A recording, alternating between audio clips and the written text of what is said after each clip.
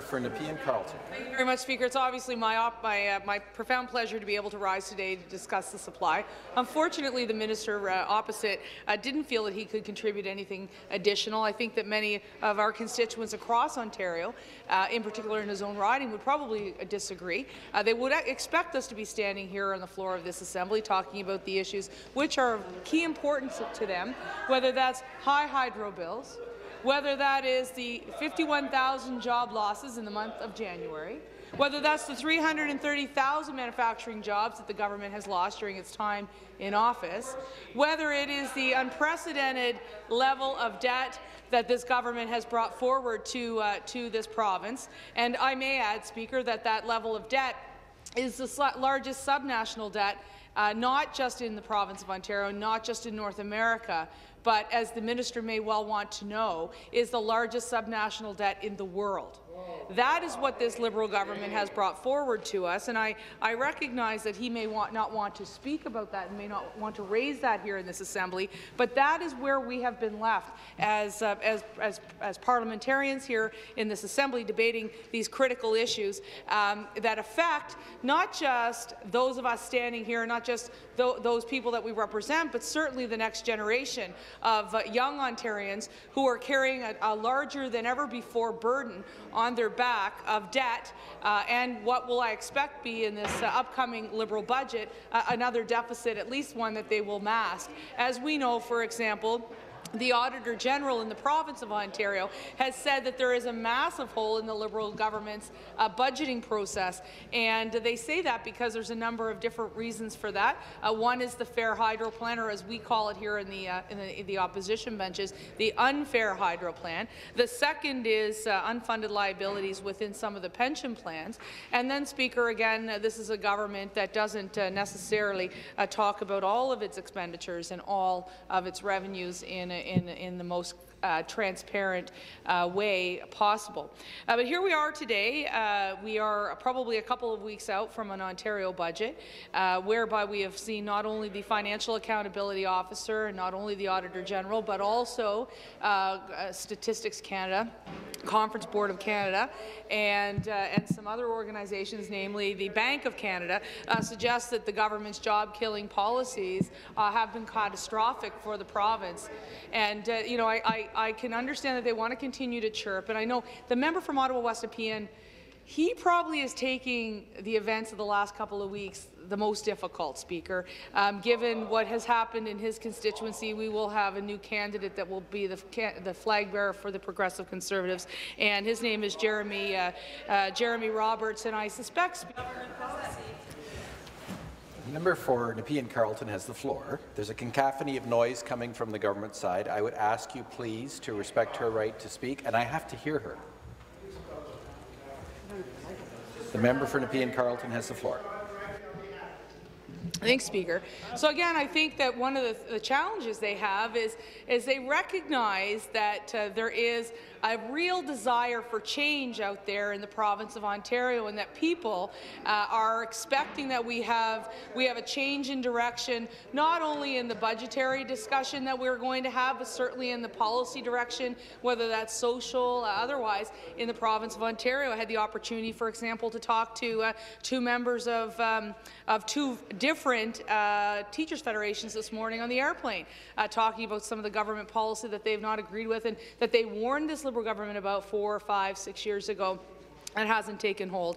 I spent the weekend talking to a lot of small business owners who have said that under this regime, it's been more difficult to not only employ people, to not even talk about investing or expanding their operations, but it's become difficult to make ends meet.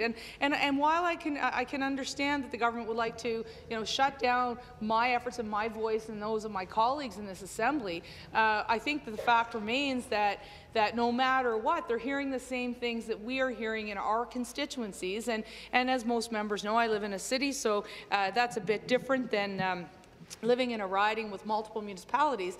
I represent part of one part of my city, and so I do travel around. I do talk to people from outside of just Nepean Carleton, and when I talk to them, it remains that people are having a rough time under this government. In fact, Speaker, I was in a hockey tournament on the weekend. as a trainer of my daughter's hockey team. We won the gold medal, by the way, and we won the gold. Thank you very much to my colleague from Lambton Kent Middlesex and Glengarry Storm at South Glengarry. And in between the semifinals and the championship game for the league championships, I stopped off to get my daughter's skate sharpened and another one of the kids who need her skate sharpened. And as I stood there getting my daughter's skate sharpened, the small business owner behind the counter who was sharpening the skates comes over to me, and he starts by going after Justin Trudeau. I call him Mr. Dress-Up because of his exploits. He has more costumes than Mr. Dress-Up does. In any event, he starts talking about the job-killing policies of Justin Trudeau. And then he realizes that I'm not the federal parliamentarian, I'm the provincial parliamentarian. And he starts talking to me about Kathleen Wynne and her Liberal government and how difficult it has become for them to employ people for a variety of reasons, none of which has to do with... I hesitate to interrupt, but I'm going to remind the member that when we're referring to another member, we refer to them by their cabinet responsibility or by their riding.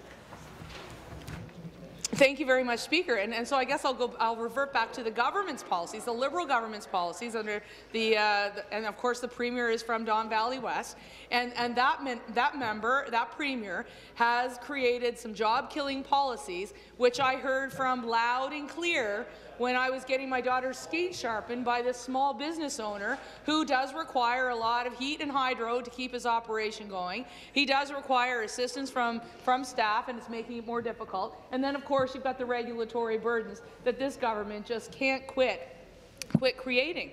And so it doesn't matter where you are in your daily walk of life. The reality is, whether we're talking about the Treasury Board, whether we're talking about the Ministry of Education, Healthcare, Finance, regardless of what ministry it is, this is a government that has had, I think, a lack of direction in order to do a couple of things. One is get its financial house in order and deliver effective and efficient services, and then on the other hand create policies that would sustain those same services by creating a strong, vibrant and robust economy through small and medium-sized businesses in the province of Ontario. In fact, what has occurred is the opposite. The Liberals actually view small business owners, those mom-and-pop operations, as their personal ATM. And they look at them for that next nickel or that next dime that they're going to be able to take out of their hands. And I think when people start to be viewed as the government's piggy bank, they begin to resent their government, and they begin to demand that there is a change in government. And that's certainly what we're seeing. And I think when we see what's happening with public opinion polls, and John George Diefenbaker once said it, Speaker, the best, the polls are for dogs. But I do believe that they are indicative over a period of time on what people think. But what I think is even more indicative of the mood for change out there than just myself or my colleague from Bruce Grey Owensound or my colleague from London, Elgin Middlesex, London. Jeff, I'm not allowed to say that. But the things that we hear in our constituency are highly consistent with what the new metrics are that we're seeing within our party during the interim leadership of Vic Fideli, who's a member from North Bay. And under his interim leadership, we have seen, for example, the memberships of our party increase, we've seen donations increase, but I think the two biggest metrics that we've been missing over the previous years, and my colleagues would probably agree with me, are those who are ready to volunteer and those who are ready to take a lawn sign. And as we lead into a campaign, and right now we will choose a leader by the end of this week, one of the things I think my colleagues will agree with is that high degree of activism that has now come forward our way to the Progressive Conservative Caucus, and I believe as a result we feel very united and moving forward and very optimistic about where we are as an opposition party, but also where we are as a government in waiting. And so these are very exciting times for Progressive Conservatives, and we're very happy to be part of a movement which we're seeing right across the province. And Speaker, you know, these are challenging times. I talk a little bit about the sort of the broad-based economic challenges that we face with high hydro rates, the highest in North America. We have a high taxation, high corporate taxes.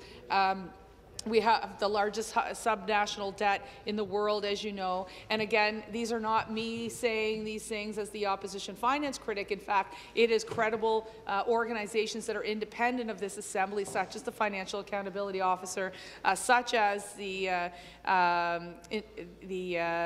Auditor General, such as Statistics Canada, the Conference Board of Canada, Fraser Institute, and of course the Bank of Canada, with their warning shots. And of course, the Chamber of Commerce also has said that the business climate in Ontario is not as optimistic as it once was, with almost, I think, a majority of members of the Chamber of Commerce saying that business that there is less optimism than there ever has been in the future. And so when you have that entire basket, you wonder, Speaker, how this government will continue to sustain its public services if they were ever to get re-elected, which I hope they don't, and I don't believe they will. But when you look at, for example, the way they have been running their administration over the past 14 or 15 years, it is cause for concern that there won't be that sustainability. And that sustainability is key because as Progressive Conservatives and as a caucus that has been sitting together for many of us for many years, I've been here 12 years this particular month, but one of the things I think we've identified as critical and very crucial is a significant investment over and above what we've gotten in Ontario for mental health and addictions. And I think this is important for us to have this conversation because the only way we're going to be able to sustain that level of commitment under this Liberal government is if they actually grow the economy rather than contract it. And for us, it's very critical as Progressive Conservatives that we talk about this mental health and addictions piece. We have suggested that the government should increase the funding for mental health by over $1.9 billion in addition to what it's already there. And Speaker, I think that's critical for a couple of reasons. One is, and many of us have our own experiences, mental health issues, whether that's anxiety, depression, or other disorders or diseases, is far more prevalent today than it was even 10 years ago. And why is that? Because of stigma, or is it because of diagnoses? I'm not a physician, Speaker. I'm not a mental health researcher. I just can tell you that today in this House, and you as the Speaker would recognize this, that over the past decade, that conversation has increased, and we're talking about it more here in this legislature. In addition to that, not only the mental health piece, we also have to talk about the addiction piece. And Speaker, there is a real issue today with the opioid crisis in the province of Ontario. And we are not going to solve that crisis, that epidemic, unless we invest money and targeted support into our communities. And that will require a variety of different things. One of the things that we've suggested, and my health critic has been very supportive, is a piece of legislation I put forward, which is Nick's Law, to make sure that there's some government advertising. So the government has a huge ad buy each and every year. What we're suggesting is about $5 million of that be allocated to talk to teens and others about the dangers of opioid use and addiction. And in fact, Speaker, you could take one counterfeit Percocet and it could lead to an overdose that kills you. So one of the things that we wanted to do in the Ontario PC Party, and what I believe this additional funding in mental health would do, is educate and create more awareness for our population about how dangerous this particular drug is, fentanyl. In addition, we've suggested that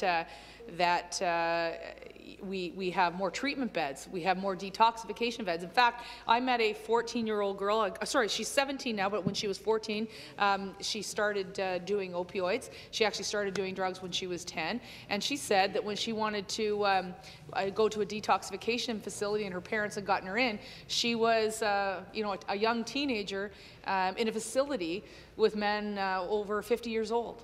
And I wouldn't want that for my child, and I'm sure no other parent would want that for them. So I think that we have a role to play as a province in investing into detoxification, particularly for our children and youth. Because of this epidemic, it's become even more critical. But we do need, I think, more treatment beds, and we need more support in our community. And Speaker, that's why when I look at the fiscal plan of the government and how rickety and rockety it is, I worry about the sustainability of these critical plans that we need to have in place within our mental health care system.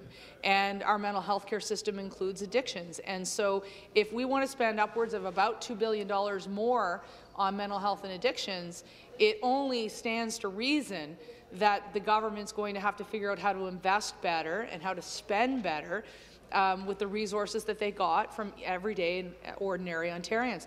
I'm glad that my two colleagues are sitting side by side from Bruce Grey Owen Sound and Elgin, Middlesex, London. Bill Walker and Jeff Urick, Speaker, and they asked me to say their names, but they have inspired me and many of us in our caucus on many issues. Jeff for the wonderful work he's doing on mental health and addictions, but Bill for the work that he's doing on long-term care. I saw it firsthand with my own eyes when he came to my community, and he saw two very different and distinct types of long-term care homes. There's no secret, I live in the City of Ottawa, but I have some rural community in the Carleton part of my riding that is inside the city limits, and so Bill was able to see the Pearly Rideau, which is an urban home for, with a focus on veterans, and then he got to see the Osgood Care Centre, which is in a very small village and requires a lot of donations, and they're a not-for-profit. They're not run by the municipality. They're not funded by Veterans Affairs. They have a real distinct deficit in that level of capacity for corporate and financial support in the community. And he was able to see this lovely little long-term care facility that's going to have to go through millions of dollars worth of expansion because the government has now asked them to upgrade their beds, but has not provided them with any care or support over the long term. And my colleague and I talked a lot about this Liberal government, in order to cut corners back in 2007, 2008, 2009, decided to put all their eggs in one basket, and that was the aging at home strategy. Nothing wrong with encouraging people who can to age at home, who can and are able and have the capacity. But the problem is, when you put every egg in one basket, then some people are left behind. And I'll often recall this one family that I knew, and there wasn't adequate support for them, and they should have both likely been placed into long-term care. And what ended up happening is she had Alzheimer's and he had cancer, and they were both in their 70s, and it was tremendously difficult for that family, because there were not long-term care beds available, which created another problem in the long run for a lot of people in the province of Ontario, which was bed blocking, because a lot of these folks who deserved to be cared for in a long-term care facility ended up in our hospitals taking beds, and that was impacting not only our emergency rooms, it was impacting our operating schedules, it was impacting, and it probably still is to this day, impacting hospital operations, because people who should be in long-term care facilities are instead in our hospitals. And so I think that my colleague from Bruce Grey and Owen Sound has had a very profound experience in researching this and traveling the province and talking to the long-term care facilities and seniors, and understanding that in order for us to ensure that our senior population and those who require long-term care, and I guess one of the things we all learn as MPPs is that long-term care isn't necessarily for seniors, it's for people who are requiring it, and they could be a dementia patient as young as 40 years old. It could be a special needs individual who is requiring some extra support. But I think it requires that we understand that aging at home is one way, but it's not the only way. And so for us in the Ontario PC caucus, I think we have two really big healthcare policies that we would like to see advocated and supported, and that one is obviously the mental health and addictions piece with that $1.9 billion, but the other is to ensure that we're investing province-wide into these long-term care homes and even building more beds. And if we can build more beds over the next 5 and 10 years, then we can start to keep up with the aging population, but also those who have special or severe needs and need to be placed into a long-term care facility and who may not receive the appropriate care at home. And that's not because they don't have a loved one. It's not because that they don't have the compassion. It is because simply some of these illnesses and sicknesses are just too complex for your sister or your mother or your brother or your son to be looking after. And I think if there's one message that I have as an Ontario Progressive Conservative is when you have these two very important pieces of our healthcare system, which by the way is the largest department we have in government. It is the largest spending priority we have in government. And if we have two big issues, which is mental health and long-term care, you would think that we would need sustainable funding, but a sustainable way to budget in order to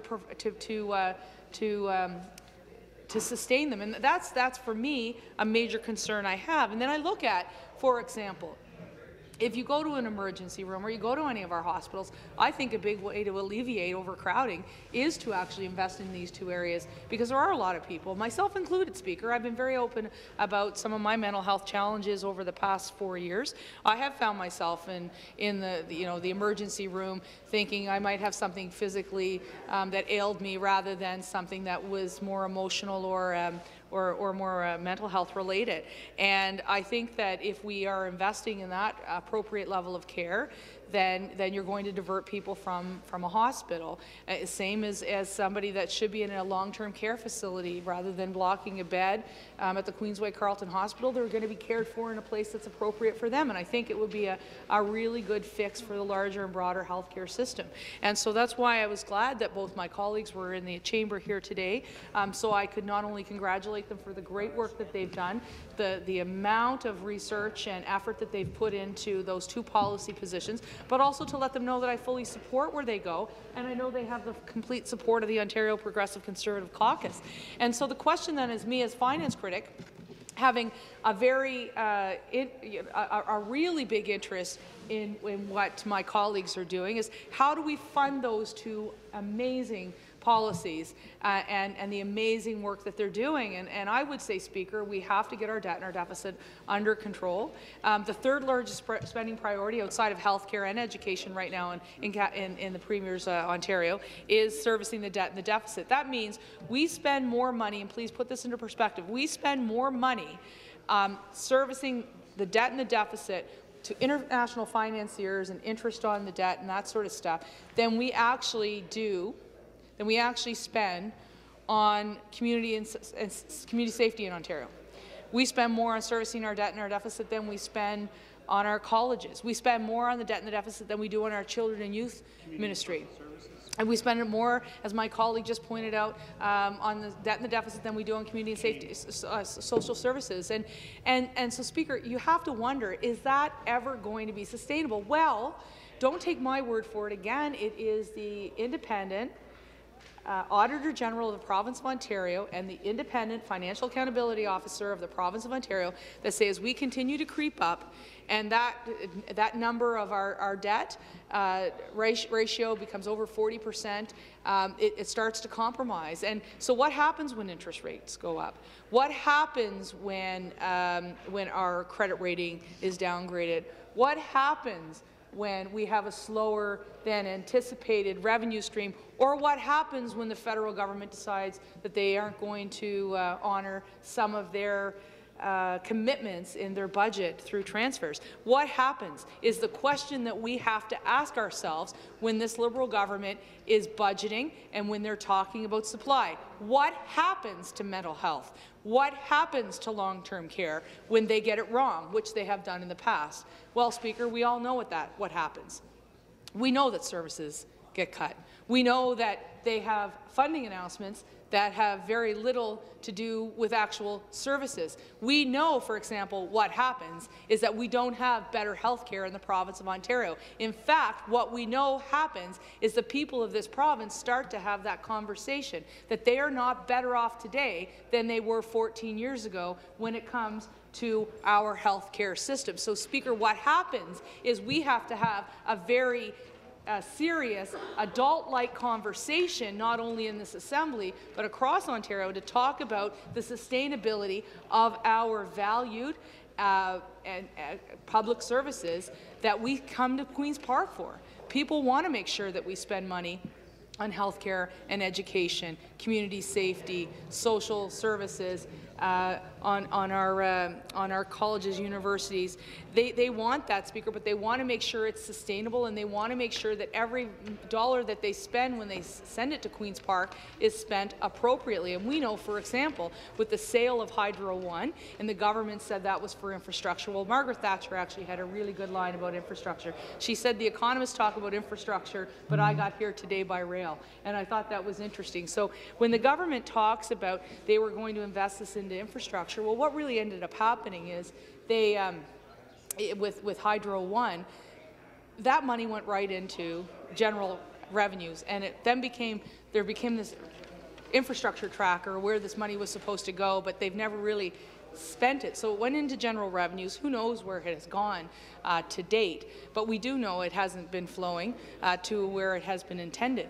And as a result, I think that raises even more questions for all of us here. In addition, with that sale of Hydro One, and I hate to bounce from healthcare into Hydro One, but I think it's indicative of how the shell game is played with this Liberal government when it comes to budgeting. But did you know, Speaker, for example, that we owned a certain amount of shares in Hydro One, and as a result of the privatization and the acquisition of a coal plant and some other assets in the United States, our shares actually went down. And so the FAO, the Financial Accountability Officer, who's, by the way, independent of this Assembly, but who serves this Assembly, said to us that as a result, our shares may drop below 40% in Hydro One. If that happens, we are required by law for Cabinet to then purchase more shares to get it back up to the 40% level. That was never part of that discussion, and that is more money that we will have to spend in order to deal with some of these shell games that could be instead spent on our key and value priority, which in public services, which is health care, whether that's mental health care or long-term care, and one that could very much go forward to assist us in making sure that our healthcare system on the whole is more viable and sustainable. So, Speaker, these are some of the challenges that I have with where the government is going, because, again, it's all well and good for them to pretend that they have a surplus or that they have been brought to balance, but you always have to look at the fine details with this government. I always call them the fine print government. There's always fine print. In fact, I think it's this week, probably tomorrow, where we're going to find out from the Financial Accountability Officer how much our fees have gone up across the province of Ontario, despite them saying last year that they weren't going to at all. So these are some of the issues that we must deal with, that we have to deal with when it comes to this government. So it's a nasty cold. This is what happens when you go to the rink and you're in the arena all week. But Speaker, I just want to say, and we do have an opportunity later in the month to discuss the Ontario budget, which is what I'm most excited for. But I think that as we discuss the supply and we have the opportunity to travel the province and talk to people.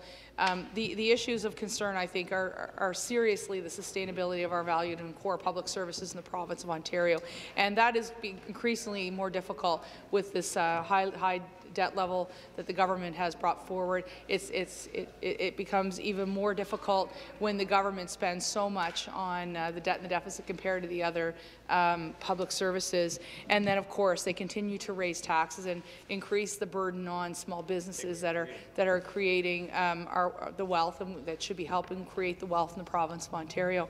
So that's where we tend to be. But I just anecdotally want to talk to you about a couple of meetings that I had recently in Nepean.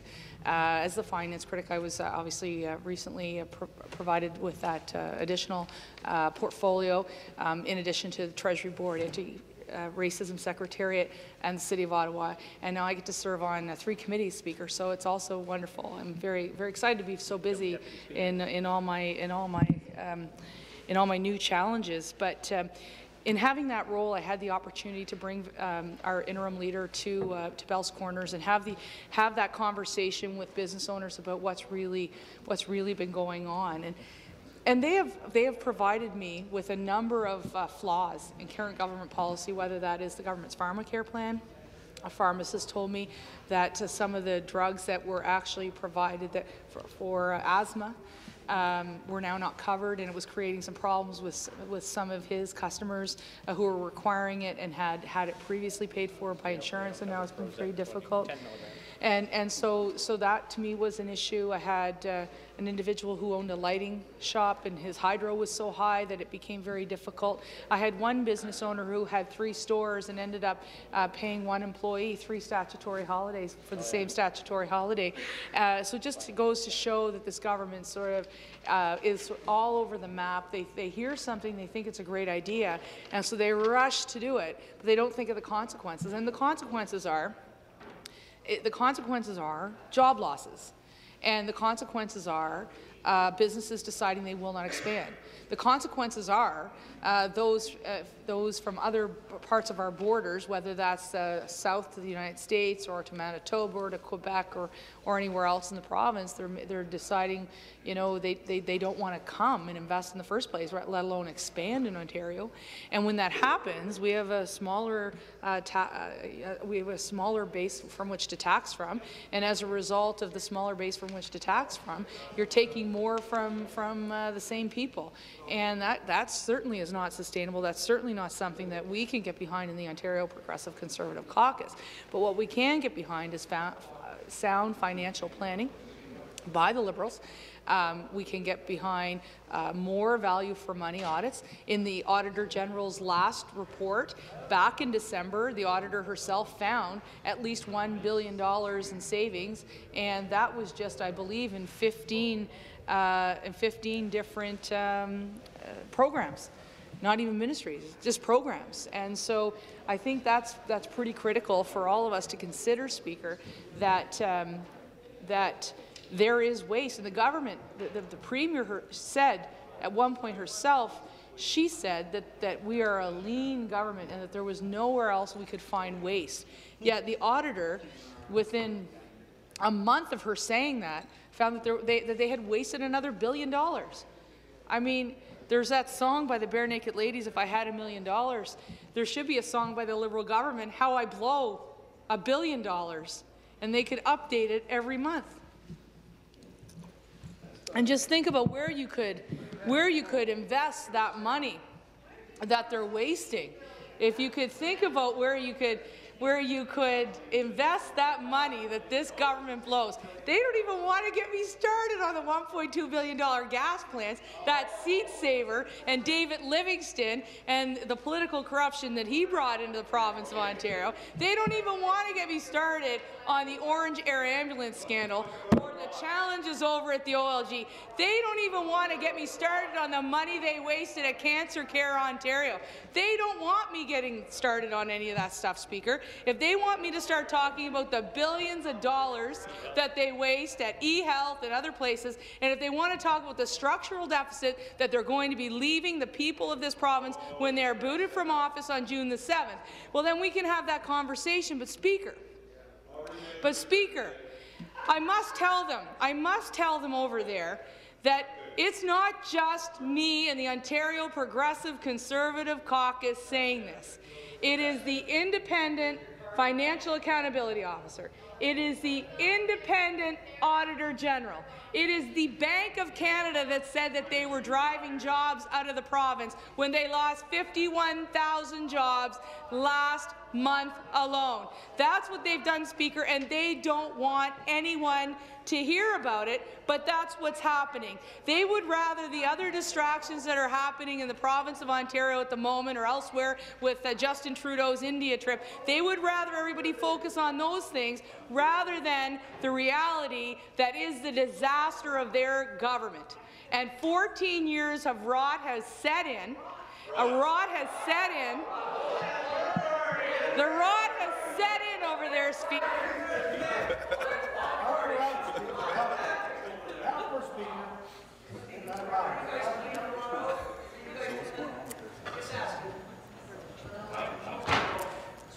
Sorry to interrupt.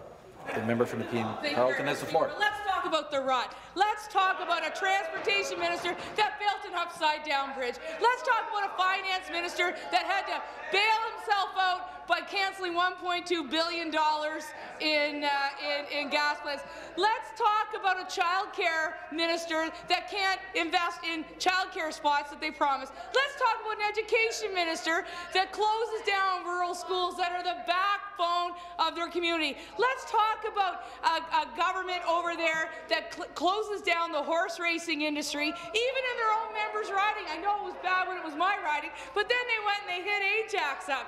Like, what is going on? We had a Treasury Board president who just thrived on fighting with the independent Auditor General. If this government wants to talk about political corruption, they want to talk about the rot, I can tell you one thing, Speaker, they need a look in the mirror, because are they ever good at it? They wrote the book. In fact, Speaker, back in the day there used to be a book called On the Take. I think they actually read it before they formed a government, and then they updated it with the Gomery inquiry federally.